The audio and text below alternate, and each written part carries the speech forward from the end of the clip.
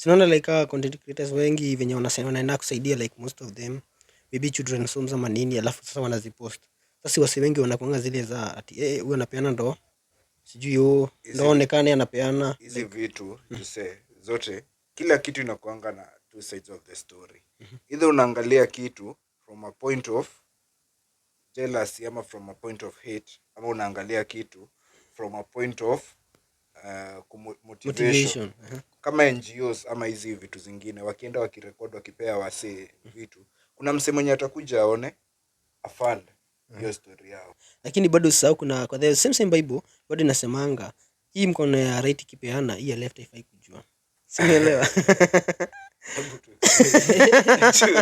Ni kama like roho ya mtu inakuwaga divided, so inafaa ifike at state that mtu umefika, hati yako imefika ile yani unapeana bila hata yeye kufeel anything. Unajua ushaipata mtu mwenye of course ukiinteract na watu unajua umeenda kuomba mtu kitu alafu venye anakupea una feel huyu jamaa ako anadai kunijenga kitu. So kwa but kuna ule hata before umalizia kwambia wewe enda nayo hizi vitu ni nini, umeelewa?